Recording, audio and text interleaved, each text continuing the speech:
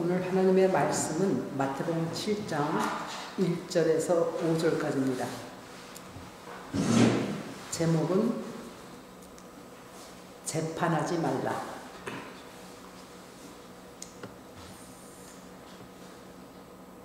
(1절에서 5절까지) 각자가 성경을 보시면 되겠고요. 먼저 오늘 질문 좀 해볼게요. 하나님께서 인간을 창조하신 목적이 뭘까요?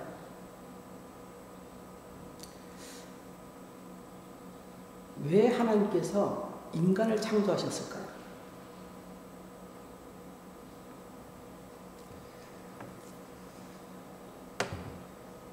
구원받기 위해서 우리를 창조하셨다고 한다면 굉장히 모순입니다. 구원이 필요로 한 존재로 왜 만드십니까? 구원이 필요치 않는 존재로 처음부터 창조하실 수 있습니다. 창조주기 때문에. 인간을 죄에서 구원이다. 역시 물론 구원은 죄에서 구원이죠. 구원이라고 할 수 있습니다. 어떤 의미에서는. 그럼 창조주 하나님이시면 처음부터 죄라는 것을 없게 하실 수 없습니까? 모든 것에 창조주신데 무에서 유하신 분이면 꼭 구원을 받게 창조한다면 좀 하나님에 대해서 불만스럽지 않으세요?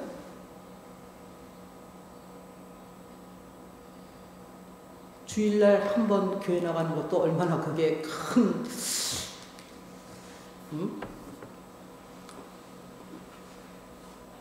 마음을 쏟고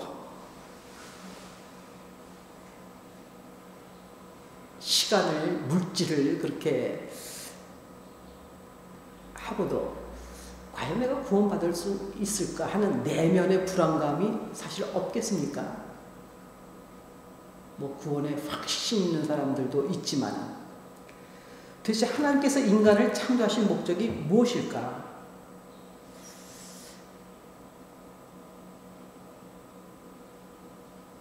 성경 전체에, 구약과 신약 전체에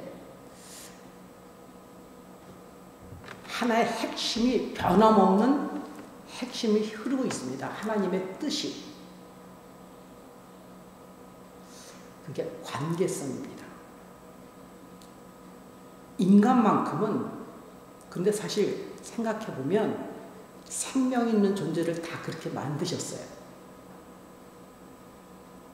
관계성을 목적으로 살 수 있도록 인간을 창조하셨습니다.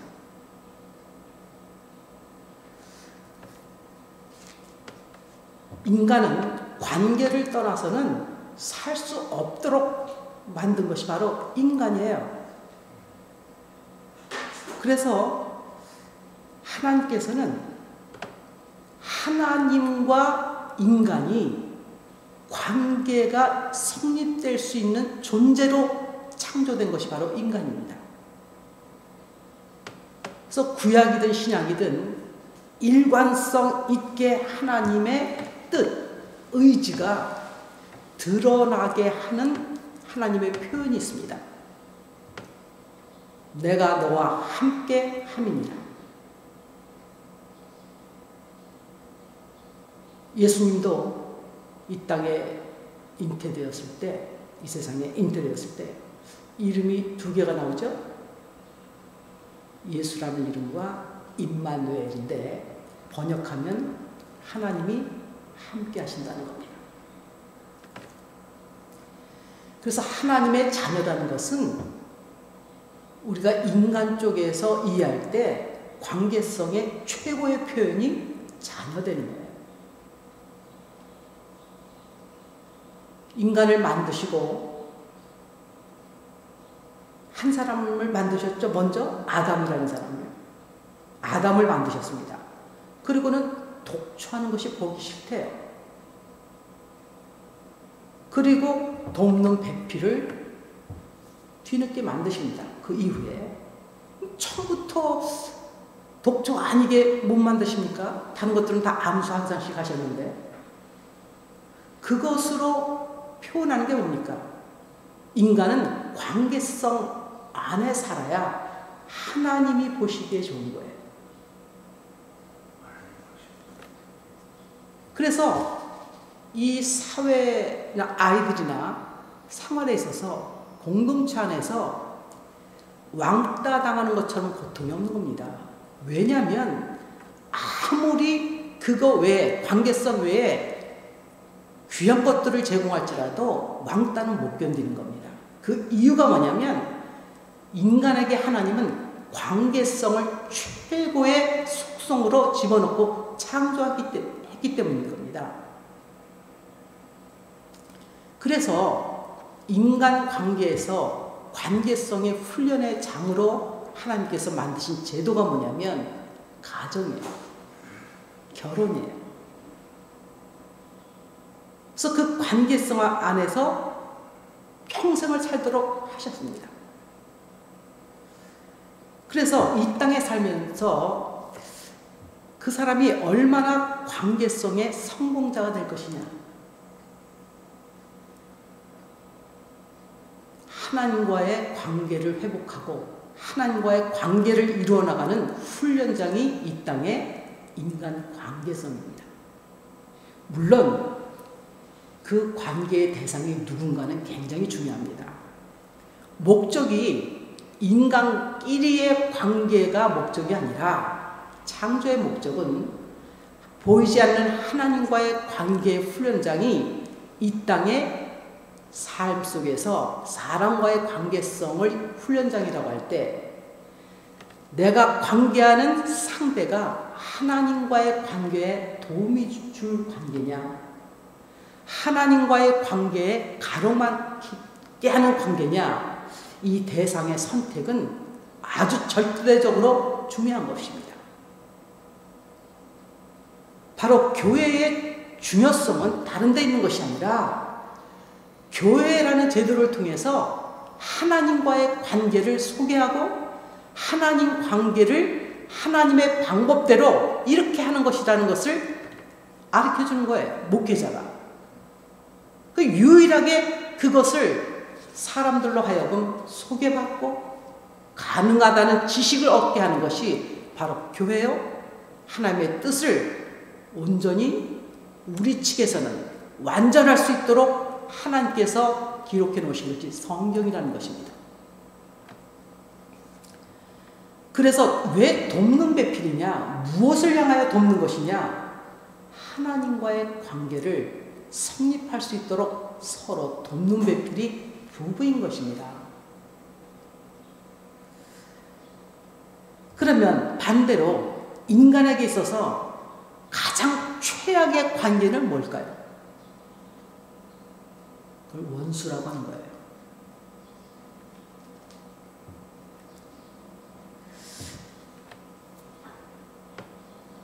그 기사에 요즘은 그게 참 유난히 자주 눈에 띄는 것 같습니다.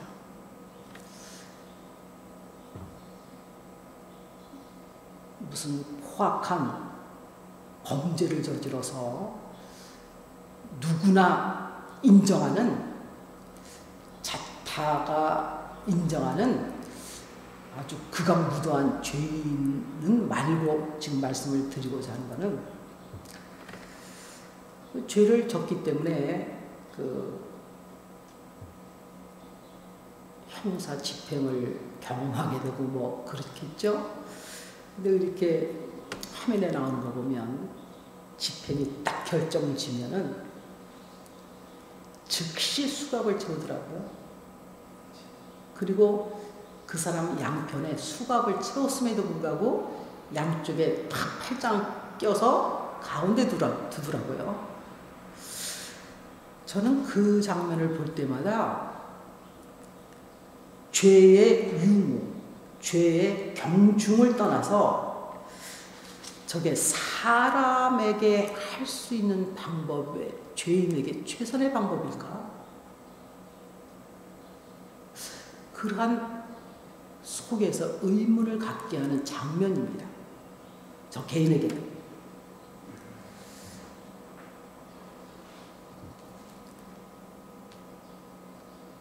그 죄의 대가를 치르는 데 있어서 꼭 저 방법 외에는 다른 방법이 없을까?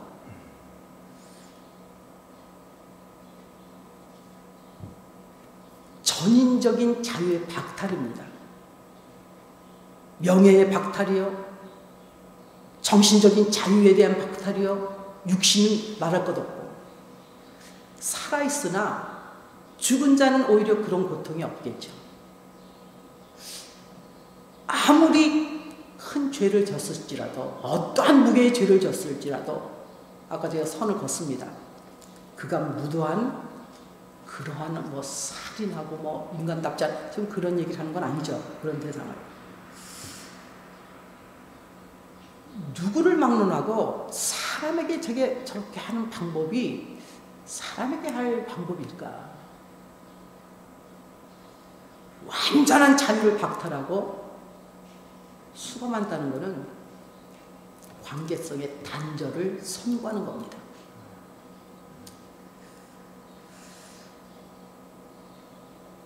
거기까지 죄를 밝히고 증거를 잡고, 그래서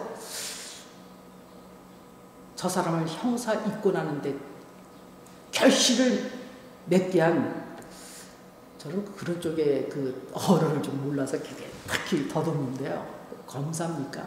또 판결을 하는 최종 판결자들. 그분은 성공을 했겠죠? 노력한 거에 대해서. 그때 그 성취감이 얼굴에서 흐르는 거 보면요, 섬찟해요. 극악한 죄인을 볼 때 섬찟한 거와 다른 쪽에 섬찟한 것을 보게 됩니다.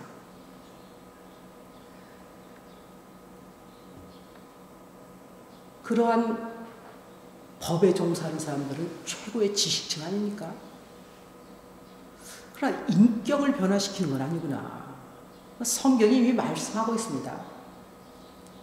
인간의 의지로 훈련된 그러한 어떠한 교육이 결코 인간의 내면까지 바꿀 수는 없게 만드셨습니다. 그건 이중적인 겁니다, 인간은. 그래서 대제사장이 예수님을 죽일 수가 있는 겁니다. 그 고결한 직분을 가진 자가, 서기관이나 장로들이. 저는 그런 성취감의 미소를 볼 때 이렇게 인간이 야만입니까? 죄와 별도로 인간이 인간에게 저런 만족감을 가질 수 있는 표정을 할 수 있을까? 여러분, 한 사람의 인생이라는 거는요, 생명이에요. 그 사람의 시간은 누구에게나 그 생명입니다. 그는 저축할 수도 있는 것도 아니고 그 시간은 꿔줄 수도 있는 것도 아닙니다. 시간은 생명이고 그 사람 자체입니다. 그 사람이 어떠한 실책을 했을지라도 과연 그 대가로 그 사람의 생명을 잠식할 수 있을까? 살인이나 이런 걸 말하는 건 아닙니다. 거듭 말씀드리지만 그를 만천하에 공개적으로 실추시키고 동물보다 못한 취급을 하는 자유를 잃게 만들고 또 그것으로 인하여 축하한다는 뉴스를 보고서요 경악을 금치 못했습니다. 아무리 나에게 아무리 사회에 피해를 입혔을지라도 그게 축하할 일입니까? 인간의 본성은 자유가 본성이고 관계성을 본성을 가지게 하나님이 창조한 인간이라면 인간의 내면에 하나님이 창조한 그 관계성의 중요성과 자유라는 본성을 가진 인간 자체라면 한 사람이 자유를 잃은 것을 봤을 때 과연 축하할 일일까? 개인적으로 얘기해서 참 죄송합니다만 제가 상상할 수 없었던 생각이 최근에 떠오르는 게 있었어요. 제 개인에게. 단어 하나가. 이민이라는 단어였습니다. 사람을 보는 게 너무 고통스러웠어요. 그것이 어느 한 부분적인 것이 아니라 총체적으로 그렇게 이 나라가 가고 있구나. 하나님이 창조하신 인간의 고기성을 발견하기가 이렇게 힘든, 아니 오히려 반대로 서로 간의 관계의 최악인 원수로 치닫는 것을 볼 때 이런 것이 가능해지는 것이 이 나라가 됐구나.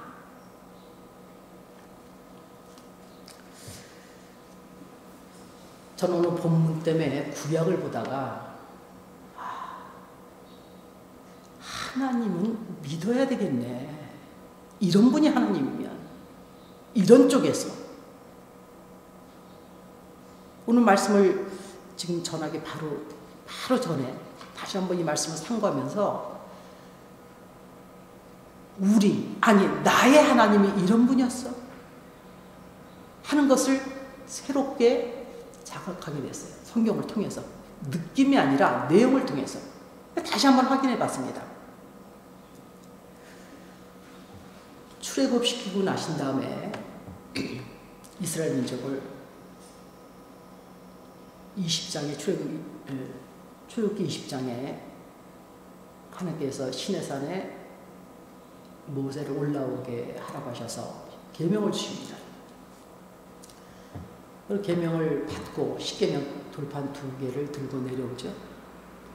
그 다음에 21장, 22장, 23장까지 21장에 하나님께서 모세를 통해서 이스라엘에게 율례를 주시는 내용이 나와요. 21장, 22장, 23장까지 100절이더라고요. 한국 성경은. 근데 이게 왜 이렇게 좀 그냥 이렇게 좀 유치한 것 같은 내용들이 이렇게 있어요. 그래서 판결문도 들어가 있어요. 재판할 수 있는 거. 그 먼저는 종을 어떻게 자유자가 되고 어떨 때 종이 될 것이냐. 또 너의 그 이웃이나 그 같은 민족 안에서 지금 일어나는 겁니다. 이스라엘 안에서 그 하나님의 선민들도 도적질을 했나 봐요. 그 윤리를 주신 거 보면 누가 너의 소를 훔쳤어. 발각이 있다. 도둑질인 거죠. 그러면 그 해결 방법이 써 있어요. 그럼 도둑질한 사람은 들켰어? 그러면 소의 5배를 배상해라. 그리고 양이나 염소냐? 그럼 4배를 배상해.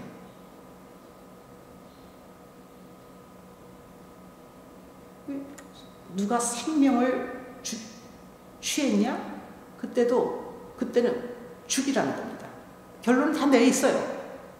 그런데 그 사람의 의도가 살인할 의도가 없는데 고의적 죄가 아니라 실수로 죽게 됐어요. 그 결론은 살인이죠. 사람 측에서 볼 때는 죽인 겁니다. 하나님 보시기는 살인이 아닌 거예요, 이 사람이. 그 사람을 구하기 위해서 도피성을 6개 만듭니다. 재판관에, 제사장이 사는 동안에 그 도피성에서 사는 거예요. 어떤 것은 그거를 생명으로 갚기도 합니다. 물질에 관해서는 배상하는 법이 있어요. 그 다음에 3번째 습장 중에 하나님과의 관계예요. 1년에 3차례 하나님을 찾아가는 그 제사법을 통해서. 제가 오늘 아침에 하나님이 이런 분이구나. 참 이제서 본문을 통하여 출애굽기 21, 22, 23장을 통해서 깨달아진 게 뭐냐면요. 그 사람이 죄를 져서 살이 죽여버리는 판결이 나지 않는 한 하나님은 감옥서를 안 만들어 놨더라고요. 그 사람의 자유를 박탈하는 판결의 내용이 없더라고요. 왕정시대가 돼서 그런 제도들이 사람들이 만들어 놨지만 하나님이 이스라엘에 대한 윤리에 대해서는 배상으로 상호간에 해결하게 했어요. 그거를 하나님이 창조한 관계성을 절대로 중요하게 만든 창조한 인간에게 피차간의 공동체 안에서 원수될 수 있는 것들을 전부 다 해결할 수 있는 방법을 거기에 넣어놨더라고요. 배상이라는 것을.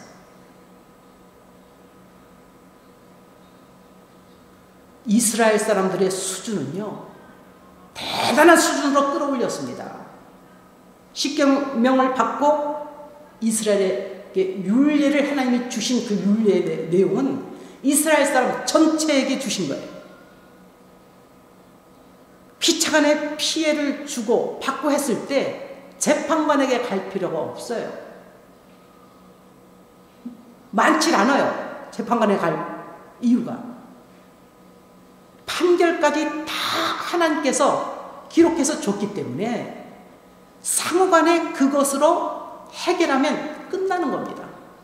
끝나면서 관계는 원수가 되지가 않는 겁니다. 보상으로 됐어요. 이를 상했냐? 이로. 눈이면 눈으로. 악용해서 또는 잘못 이해해서 문제지. 그 사람의 자유를 박탈해서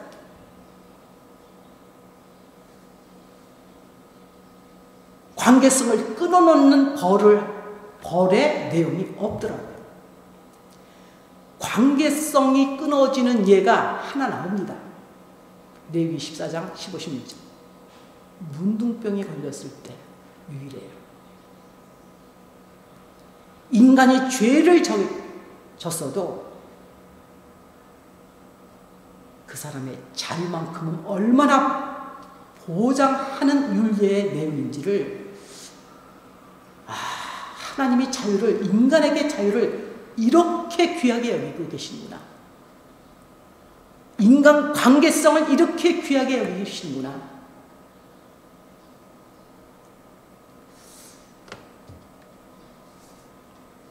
여러분, 죄인에게 죄를 지는데 감옥이 없는 것은 하나님의 윤리 하나밖에 없을 겁니다. 재판장에 갈 때는, 재판장에게 갈 때는 몇 번 안 돼요. 대체 언제든 재판장에 갈까? 저 사람이 소를 도둑질한 것을 발견이 됐어요. 그러면 5배를, 하나님의 윤례는 5배로 갚으라고 그랬는데 5마리를 갖고 왔는데 왜 이렇게 좀 시들시들한 거 갖고 왔냐? 이럴 수가 있죠? 근데 준 사람, 야, 하나님의 말씀에 그 무슨 그런 것까지는 안 쓰이고 5개면 돼 있잖아. 그래서 좀 차츰 문제가 생길 때 재판장에 가는 거예요. 애매할 때. 그 재판장이 딱 결론 내주면 끝. 관계성에 문제가 없어요. 왜? 율례의 중심에 하나님이 계시기 때문에. 여호와 하나님이 계시기 때문에. 주신 율례로 결론은 끝나는 겁니다.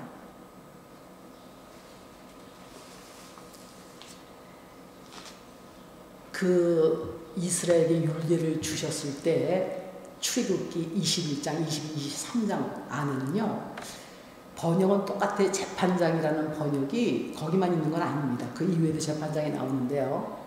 이스라엘에게 율례를 줬을 때 재판장의 히브리 원어가요, 놀랍게도 엘로힘이라고 기록되어 있어요. 엘로힘은 태초에 엘로힘이 창조하신 것입니다. 하나님이에요.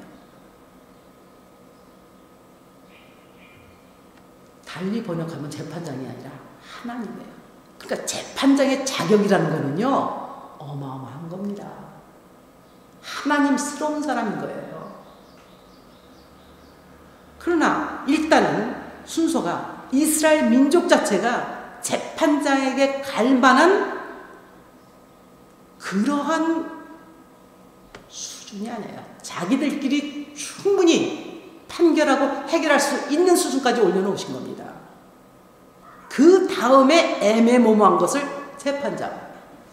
근데 그 재판장 자체도 해결하기가 자기의 능력으로 어려울 때 그때는 너는 또 나야 되어라. 원리적입니다. 단계가. 최종 결론자는 누구냐? 하나님이에요. 하나님이 중심이 계시기 때문에 자기들 사이에 어떠한 문제, 부정적인 문제가 생겼어도 하나님 안에 있기 때문에 원수가 될 수가 없는 겁니다. 오늘 마태복음 7장 1절에서 5절에 신약에서 예수님께서 말씀하신 이 비판을 받지 아니하려거든 비판하지 말라. 이 번역은 조금 제가 설명을 좀 해야 되겠습니다. 간단하게. 그래서 비판을 안 하고 살아야 됩니까? 하는 겁니다. 비판할 수 있어야 돼요, 인간은. 비판할 수 있는 분별을 가져야 됩니다. 그건 제 얘기가 아니라 예수님께서도 말씀하셨어요.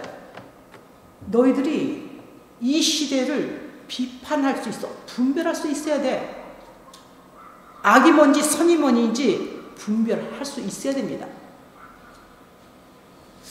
제가 어떤 분의 그 설교 제목을 보고서 내용은 안 읽었지만 이 시대에 대한 설교의 제목 같은데 물론 읽진 않았는데 왜 저런 제목을 했을까 하는 의아심이 들어서 좀 찾아서 좀 들어보려고 합니다. 듣지 않았지만은 제목을 가지고 선악간에 논하지 말라. 여러분 선악간에 논해야 되는 겁니다. 무엇이 선이고 무엇이 악인지 하나님의 말씀 속에 분별을 할 수 있도록 기록되어 있어요. 선악간에 논하지 말라는 구절이 제가 떠오르는 게 있었는데 그거는 그 문맥의 흐름과 내용이 그는 선악간에 논하지 말아야 될 이유가 써 있습니다. 별도로 어떤 부분 하나 때문에.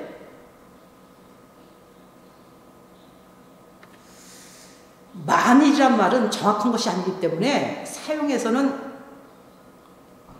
옳은 건 아닌데 이 시대에 교회가 선악간에 잠잠해야 된다는 그 구절 때문에 잠잠하고 있다고 가정입니다. 만약에 그럼 성경을 다시 보셔야 돼요.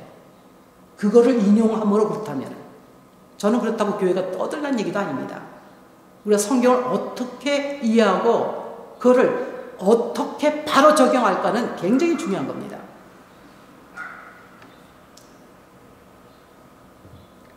비판을 할 수 있어야 돼요. 그 인간은요. 분별을 가지고 옳고 그름을 비판할 수 있어야 됩니다. 근데 이 단어가 죄송하지만 헬라어 단어를 말하면 이게 크리노라는 헬라어 원어인데요. 마태복음상에 3번밖에 안 나와요. 제가 아까 예수님이 재판이라 아니 하나님께서 구약에 나왔다는 그 단어가 굉장히 많이 나오는데 실제로 모세오경에서는요 많이 안 나와요. 그만큼 사람 사이에 재판을 하나님 이렇게 즐겨하지 않는 것 같습니다. 그러고 보면 그건 당연합니다. 재판이라는 거를 형벌을 때리면 그 사람의 자유를 통제하는 거 아닙니까? 그럼 하나님께서 인간 창조의 목적과 굉장히 상반되는 일이 되는 겁니다. 죄와는 별도로.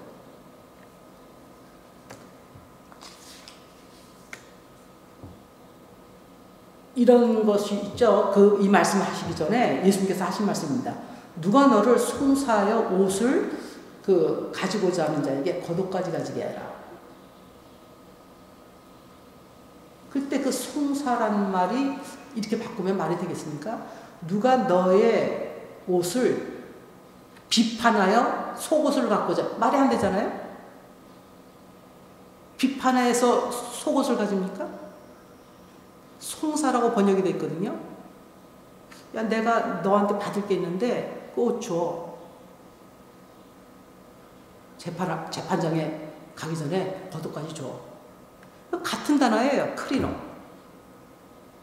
또 한 번은 뭐냐면 너희가 인자가 자기 영광의 자리에 앉을 때 12제자인 너희는 12보좌에 앉아 이스라엘의 12지파를 심판하리라.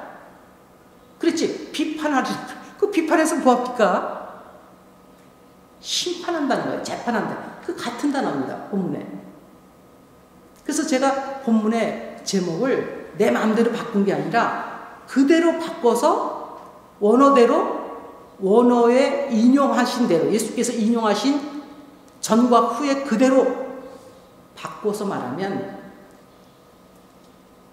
비판을 받지 아니하라고든 비판하지 말라가 아니라 재판하지 말라.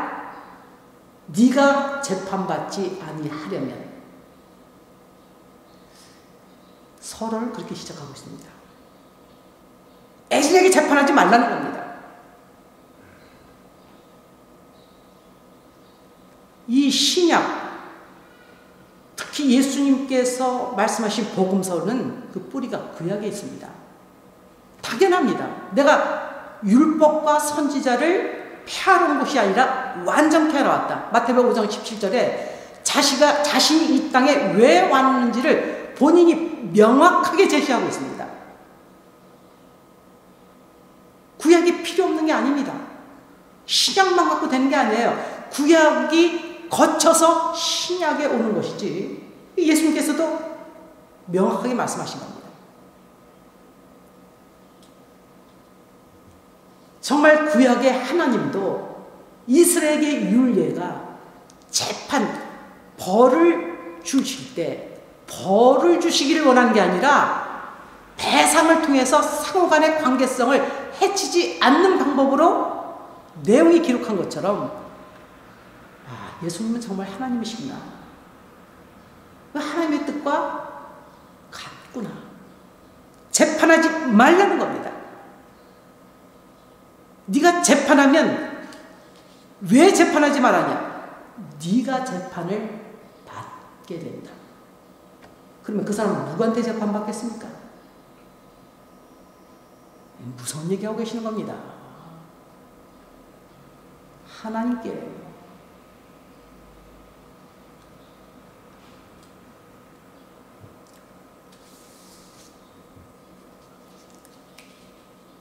너가 비판이라고 한 걸로 바꾸겠습니다. 크리노로.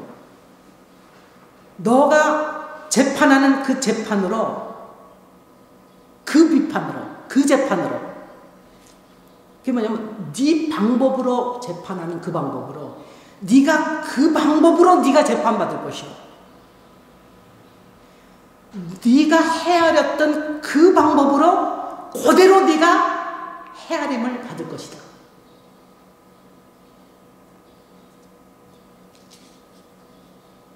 한치의 비틈없이 그대로 네가 받을 것이다. 빠져나갈 수가 없다. 네가 한 그대로.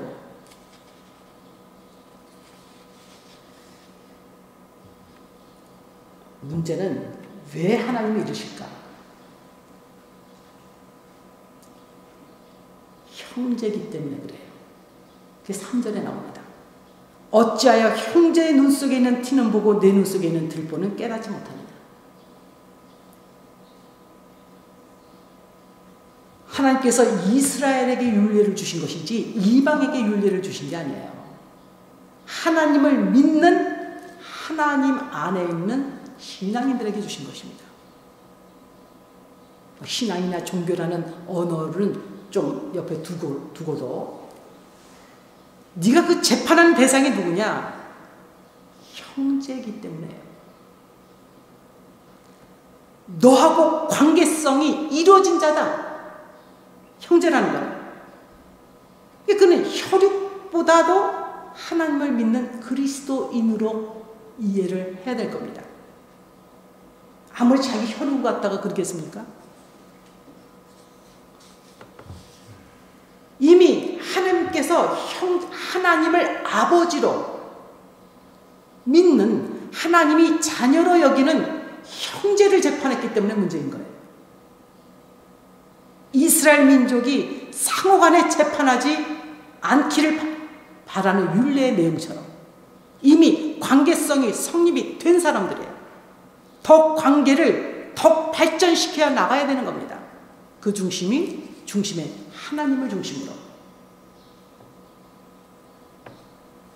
지금은 어떠한 죄냐의 유무와 경중을 말하고 있지 않아요. 재판한 그 자체를 가지고 말씀하고 계시는 겁니다. 형제를 재판했기 때문에 네가 재판의 대상이다. 우리나라가 당군의 자손이라면요, 한혈통 아니에요? 그런 수준 낮은 근거를 가지고 말해도. 어떻게 지금 지식이 최고로 발전하고 있는 이 지식에, 특히 우리나라 교육 수준이 얼마나 없습니까? 근데 관계성을 그렇게 파괴할 수가 없어요. 그거 정말 조금 생각하면 우리 입장에, 저 같은 입장에 보면은 저뿐이 아닐 겁니다. 예전에 좀 경험이 있던 분들은 저게 고속거리가 될까? 혈안이 되는 거예요. 그건 뭐냐? 관계성의 파괴가 일반화되고 있습니다. 이 나라가 지금. 여러분, 감옥에 집어넣었어요. 배상이 안 되는 겁니다. 그거는.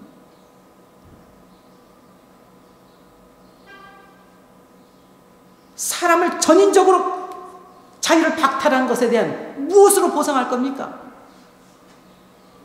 시간을 다시 뒀다가 도로 줄 수가 있습니까? 물질이 아닌데. 저는 지금 절대로 죄를 옹호하는 게 아닙니다.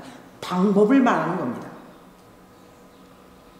그것이 관계 속에 치명적이기 때문에 그 방법이. 죄를 졌으면 꼭 관계성을 파괴하는 쪽으로만 그를 대가를 치러야 되냐 이겁니다.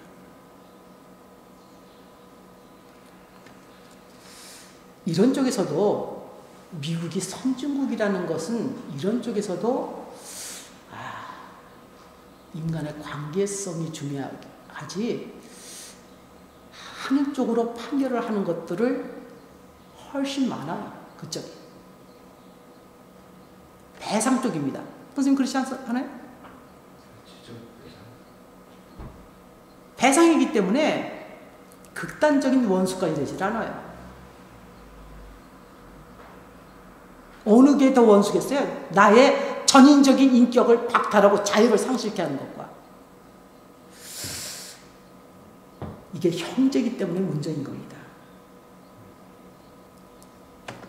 네 눈에 들보가 있는 건 안 보이냐? 여러분, 눈에 무슨 들보가 들어갑니까? 티는 들어갈 수 있지만 들보가 들어가는 거 아닙니다. 그 표현의 의도가 생각을 해야 되는 거예요, 성경은.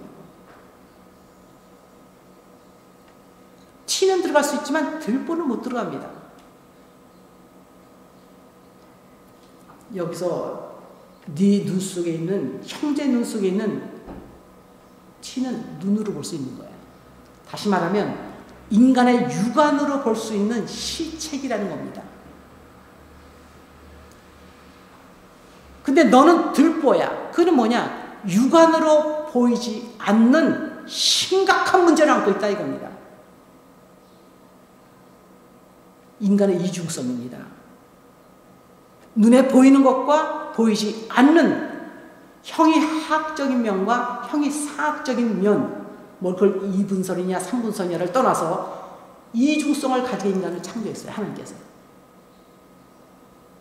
근데 눈에 보이는 티라는 것은 상대적이에요. 지금 이 본문에서는 들보와 비교할 수가 없습니다.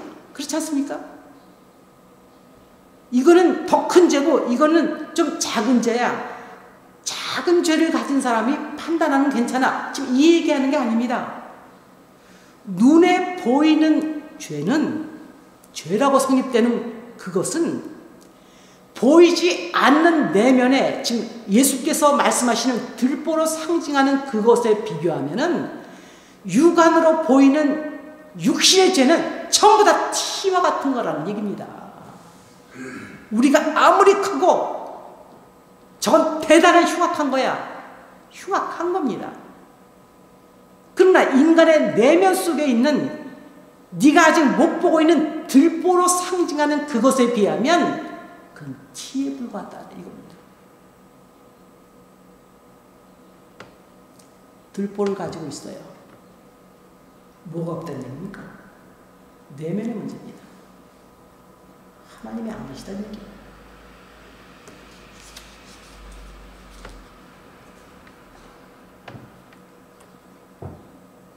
먼저 네가 형제를 재판하려거든 재판하지 무조건 말라는 게 아닙니다.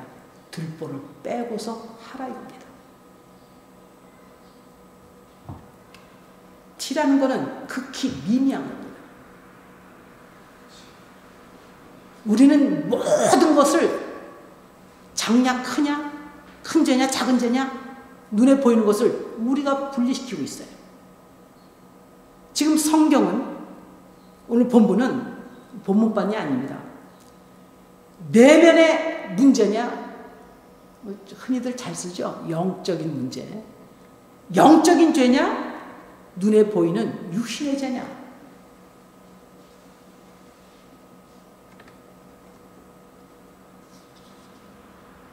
네가 들보를 가지고 있다는 걸 깨닫지 못하냐 헤아리지 못하냐 그건 눈으로 보이는 것이 아니야.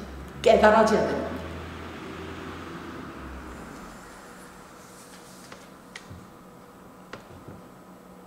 내 내면에 들보를 아직 본 적이 없어? 절대 내 형제를 재판해서 안 돼. 너의 문제가 있는 거야. 네 자신의 문제. 내가 내 자신 심판하는 재판하는 그 사람이 자신의 심령에 들보를 본 적이 없는 사람은 당연히 빼본 적이 없겠죠.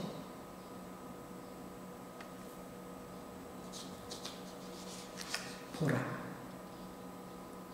내 눈 속에 들보가 있는데 두 가지 눈입니다. 내면의 것. 어찌하여 네 형제에게 다시 형제라고 말합니다.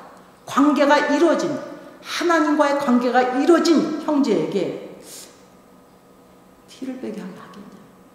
논리적입니다. 이성적으로 생각해봐라.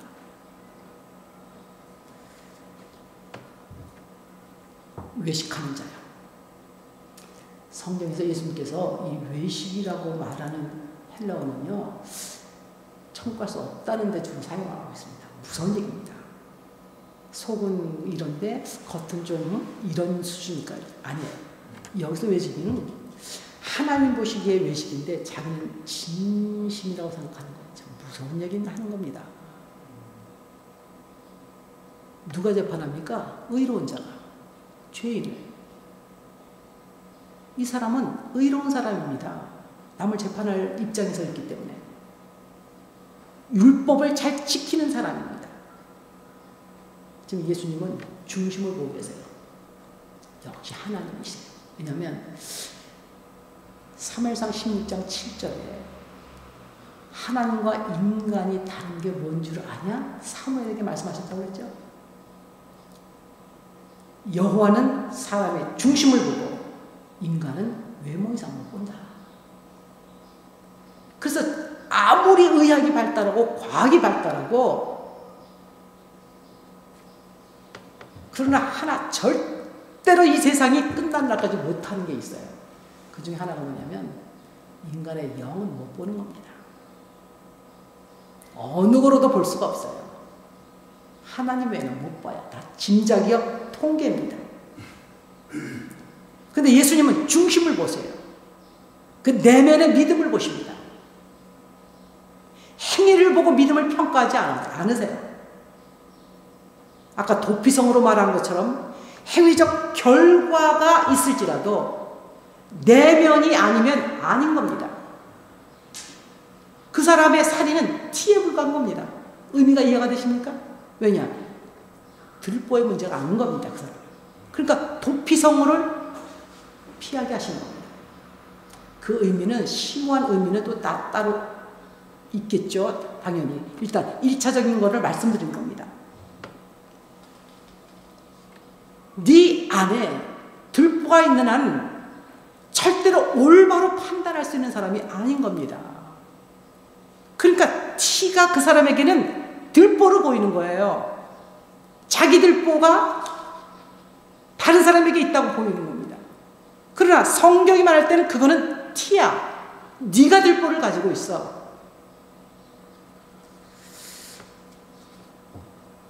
남을 판단하려고 하기 전에, 남을 재판하기 전에 네가 먼저 재판을 받아야 됩니다. 네가 스스로 너를 먼저 재판하라. 네 내면에 들보가 있는 것을 발견하고 그거를 제거해야 되는 거예요. 하나님이 보여주게 하지 않으면요, 죽을 때까지 못 보는 것 같더라고요, 사람이. 그게 뭐냐? 그게 외식이에요. 어떻게 쇠뇌라는 말씀 드리지 않았습니까? 의심이 불가능한 사람이 됩니다. 내가 인간적 의지로 율법을 지키고 지키다 보면 자기는 행위로 내가 의롭지 않으면 이렇게 의롭게 행동하는 착각에 도취돼 버립니다. 인간의 이중성은 내 속에 들보가 있음에도 불구하고 인간의 의지의 능력은 얼마든지 가장할 수 있는 게 인간이에요. 훈련을 통해서, 습관을 통해서 선한 일 할 수 있습니다. 하나님 안 계셔도. 노벨 평화상 탈 수 있는 겁니다. 하나님은 본질을 보십니다. 네가 나하고 관계가 이루어졌냐? 네가 나하고 관계가 없느냐? 오늘 본문에 의하면 들보가 있느냐?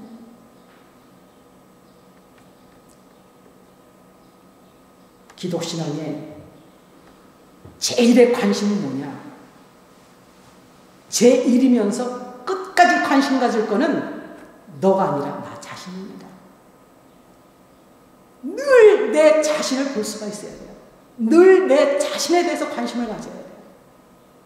하나님께서 나를 어떠한 존재로 보고 계실까? 나는 하나님과의 관계가 정말 내 내면에서 성취됐을까? 내가 언어로는 구원의 확신을 갖고 내 이성까지는 내가 구원받은 것 같지만 이성의 한계를 초월하는 부분이 있는데 그게 영인 겁니다. 그 인간은 감지가 안 되는 거예요. 의식이 안 되는 부분입니다. 하나님이 역사해야지만 깨달아지는 겁니다.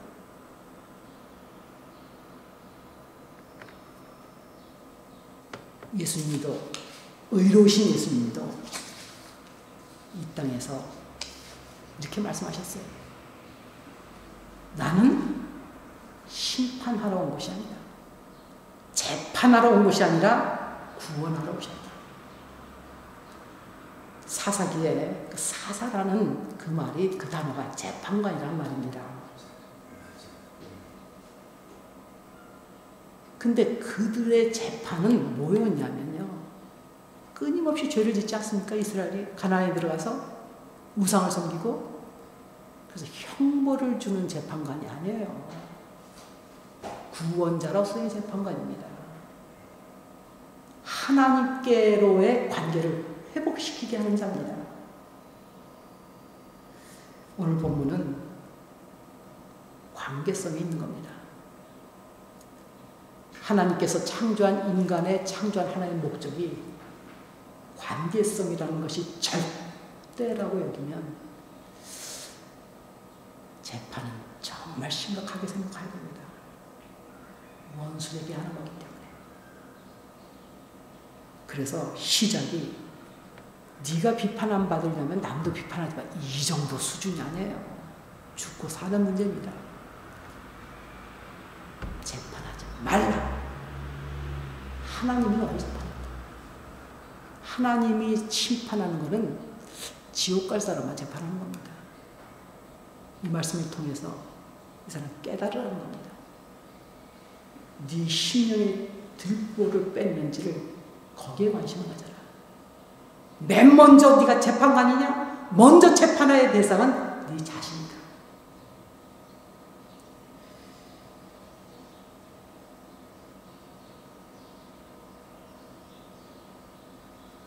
고소가 남발하는 이즘 시대에 특별히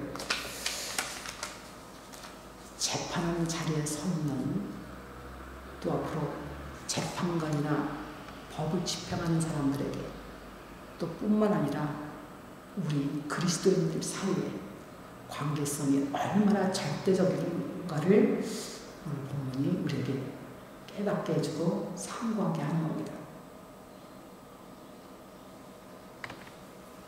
재판하지 말라. 왜냐하면 네가 도로 재판을 받기 때문이다.